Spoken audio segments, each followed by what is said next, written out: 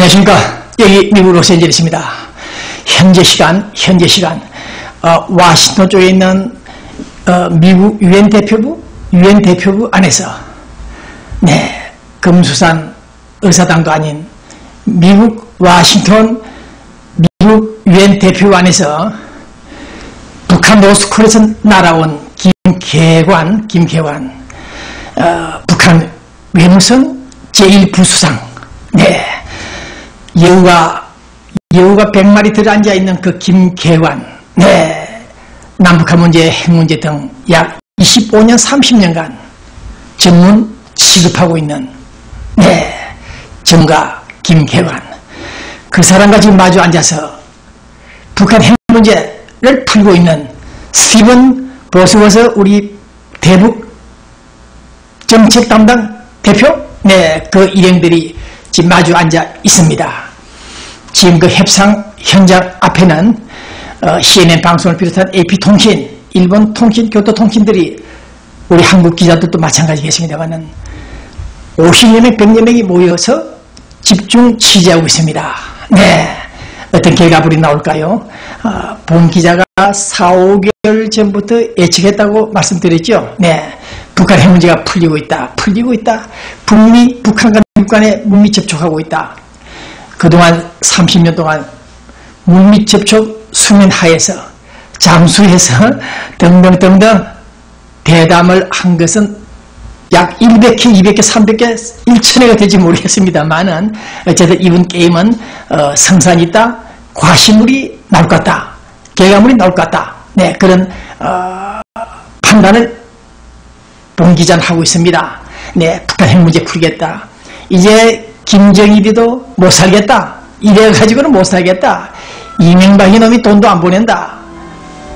우리 경제난 심각하다. 이제 미국으로 달려와야 되겠다. 신상천이가 전달해준 말 그대로 우리 북한은 이제 서방으로 나가야 되겠다. 도저히 못 살겠다. 김정일의 그 발상의 대천안이 이제 30년 만에 현실화되는 이 시점에 어떤 결과물이 나올지 모르겠습니다. 방 문 앞에서 놓고만 하지 말고 우리 방 안으로 들어오라. 들어와서 이 얘기 좀 하자. 이 말이 무슨 말이냐. 지난 20일 날 인도네시아 발리에서 남북한 핵 문제 다루는 팀들이 대화를 하는 자리에서 북한 팀들이 그런 말을 했다고 합니다. 놓고만 하지 마라. 놓고만 하지 마라. 이명박 정부 대화하자. 제초 쓰지 말고 방으로 들어오라. 보따리 싸가지고 들어오라. 보따리를 싸들고 방으로 들어가야 일이 되겠죠. 아이가 생산되든지 끝장이 나는 법인데 그놈의 방안이 하도 복잡해서 혼란이 옵니다. 그러나 이번에는 우리 정부가 방 안으로 들어갔을 경우에 뭔가 결과물이 나올 것으로 예상은 합니다. 이럴 때 우리 또 일본 정부 또 이상한 행보가 나타납니다. 가만히 잠자고 있던 일본 정부 팀들이 북한을 녹합니다. 문을 두드립니다. 야, 대담하자. 협상 좀 하자. 그 협상의 어제는 쌀, 비료, 밀가루를 보내겠다는 것이 아니고 참 특이합니다. 우리 일본 국민들 내놈들이 끌고 간 그 우리 일본 국민들을 돌려보내라. 송환 작전입니다. 간헐적으로 몇십 분 있었습니다만은 또다시 육자회담, 북미회담이 진행되는 이 시간에 일본 정부까지 북한에 콜을 보냈습니다. 만나자. 그 만나자는 어제 목표들이 단순한 협상이 아니고 아주 쉬우면서도 관가할 수 있는, 넘어갈 수 있는 핵 문제도 아닌 북한에 응유되어 있는, 납치되어 있는 일본 국민들을 내놔라. 얼마나 감동적인지 모르겠습니다. 이 방송을 시청하는 우리 서울 정부 사람들 홍수 때문에 지금 정신없겠습니다만은 일본은 그래도 10손가락 안에 들어가는 그 국민 끌려간 납치된 그 일본인들을 구하겠다고 북한과 협상을 단절하고 있었던 그 일본이 오늘 또 다시 우리 일본인 돌려보내달라. 송환 문제를 놓고 협상을 시도하고 있다는 이런 뉴스 들을 때 본 기자는 지금 정말 눈에서 뜨거운 눈물을 흘리고 싶은 심정입니다. 우리 국군 포로들을 위한, 국군 포로들 데리고 싶은 목사님들의, 스님들의 얘기는, 조계종의 목소리들은 들리지 않고 무엇들 하고 있는지 질타합니다. 당신들.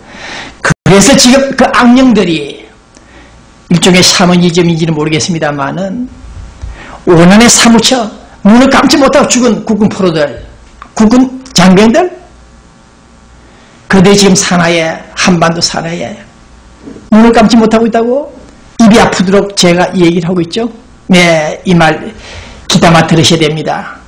네, 그와 같은 홍수, 쓰나미는 전 세계적인 현상이긴 하지만은 그 보기 드문 현상이 왜 또다시 작년에 이어서 올해도 서울에 물폭탄, 물홍수에 의해서 50여 명이 죽고 재산 피해를 입고 있는지 정말 예전에 볼 수 없었던 홍수 대란입니다.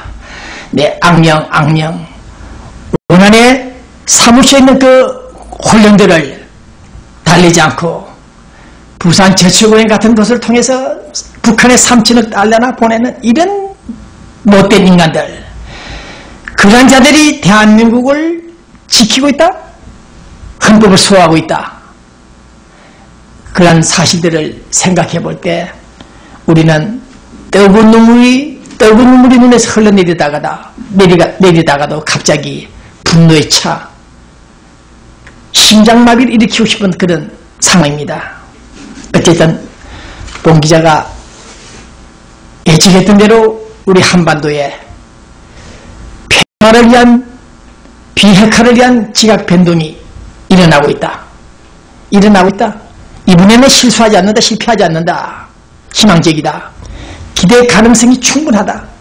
그런 자신감을 갖고 이 방송을 시작하려고 합니다. 그러나 북한이 천안함 연평도 사건들에 관해서 사과하지 않고 다 끝난 것이다. 기사 하나를 잡아냈습니다. 네, 다 끝난 것을 가지고, 그렇다면 결과적으로 천안함 공격했다, 시인했다는 얘기입니다. 무슨 말인지 아시겠죠? 다 끝난 걸 가지고 왜 또 사과하라고 하느냐? 그것은 결과적으로 볼 때 우리 천안함을 공격한 가해자는 북한이었다는 것을 스스로 인정한 것입니다. 그러나 다 끝난 걸 가지고 왜 자꾸 대묻느냐? 사과하라고 하느냐? 우리 노스코리아 국어사전에는 사과라는 말이 없다 하듯이, 네, 이 인간들이 다 끝난 걸 가지고 왜 자꾸 시비를 거느냐? 문제를 제기하느냐? 여기에 대해서 불만을 갖고 있다는 이 사실들을 주목해 볼 때 우리는 앞으로 육자회담, 이 육자회담에 대해서 언급을 한다면 또 시간이 걸리겠습니다만은 이런 육자회담 이 자체가 필요하지 않다. 본 기자는 누누이 지적을 했습니다. 북한 핵 문제의 해결 키는 미국이 지고 있다. 미국이 앞장서야 되는데, 그래서 지금 유엔 대표부에서 지금 대담이 시작됐죠. 네, 2자 회담입니다. 6자 회담은 한 형식적인 털이고, 어쨌든 2자 회담, 북한, 미국이 직접 담판을 해야 된다. 그런 생각을 하면서 오늘 본 기자는 제발 주말에 환뉴스, 뜨거운 뉴스가 나오기를 기다립니다. 우리 조선민주주의인민공화국은 이제 한반도 비핵화를 위해서 핵을 포기하겠다. 그런데 문제가 또 있습니다. 지금 말씀하다 보니까 생각이 나네요. 북한 핵기지, 연변에서 핵기지들이 폐쇄됐죠. 일단은 지금 몇 개의 핵기지가 지하에 있는지 모릅니다. 반대리 정도는 이미 공개됐습니다만은 그 이상의 지하에 핵기지가 있다. 본 기자는 이렇게 추정을 자신있게 할 수 있습니다. 그렇기 때문에 얘들이 보유하고 있는 생산한 핵무기를 모조리 폐기한다, 미국에 넘긴다, 좋다. 그러나 또 다른 핵기지가 있지 않느냐, 그런 생각을 하게 됩니다. 그래서 앞으로 북한 핵 문제 처리가 상당히 복잡하게 얽혀 들어갈 것으로 걱정됩니다. 이럴 때 이렇게 심각한 상황들이 전개되는 이런 때에 우리 미국 로스앤젤레스에서는 이런 일이 또 벌어졌다고 합니다. 한인 가정 상담소에서 발표를 했는데 남자가 남편이 마누라한테 매를 맞고 산다. 약 10%에 이르고 있다. 100명 중에 약 10명이다. 네, 이런 결과물이 나왔습니다. 네, 가정상담소에서 발표한 내용들을 종합해보면은 남편이 아내한테 매를 맞고 산다. 이런 사람들이 있다는 뉴스를 제가 듣긴 들었습니다만은, 네, 어떻게 말씀드릴까요? 매 맞는 남편. 얼마나 못났으면은, 얼마나 능력이 없었으면은, 호주머니의 지갑 속에 크레딧 카드가 없었기 때문에, 잔고가 없었기 때문에, 네, 지금 우리 미국 정부 부채 상환 기간이 임박하자 내일 모레 지금 난리가 났습니다. 미국 정부 안에서도 지금 공화당, 민주당이 매를 맞고 매를 때리고 있다? 이런 상황이니까 어쩔 수 없겠지요.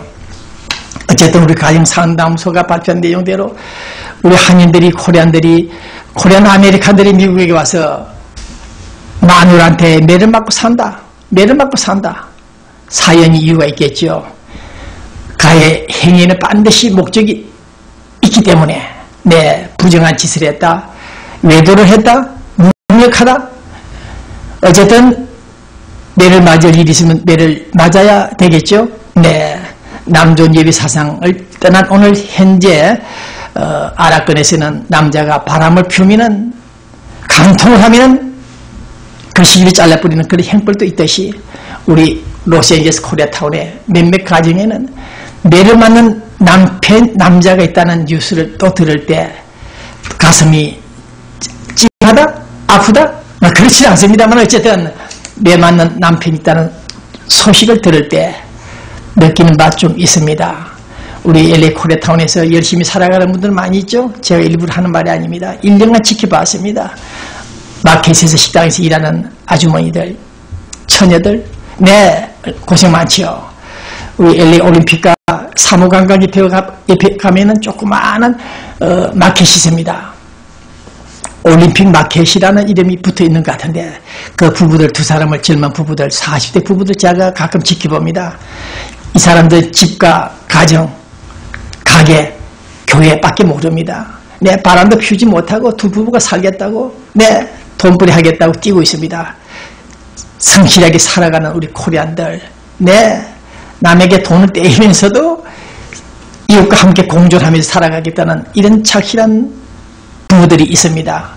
이런 부부들은 남편이 아내를 때릴 일도 없고 여자가 아내가 남편을 때릴 일도 없는 그 모범 가정들을 볼 때 또 생각납니다.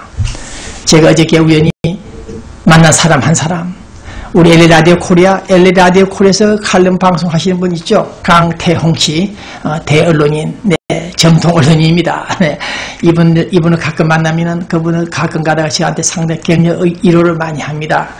어쨌든 그분이 어저께 그런 말을 오다 가다가 흘러가는 말을 한마디 들었습니다. 적당히 가난하게 살자. 네, 이런 모토를 가지고 있다는 얘기를 했기 때문에 들었습니다. 적당히 가난하게 살자. 과욕, 물욕 너무 지나치게 갖지 말고 적당히 가난하게 살면서 인생을 구가하자. 삶을 영위하자. 네, 욕심 많이 부리지 말자. 자신도 무슨 병이 하나 있었는지, 아팠는지, 몸이 아팠는지 이제 지나친 욕심 내고 싶지 않다. 그런 말을 하는 것을 들었을 때, 네, 또 한번 생각을 하고 있습니다. 적당히 가난하게 살자. 봉 기자도 가난하게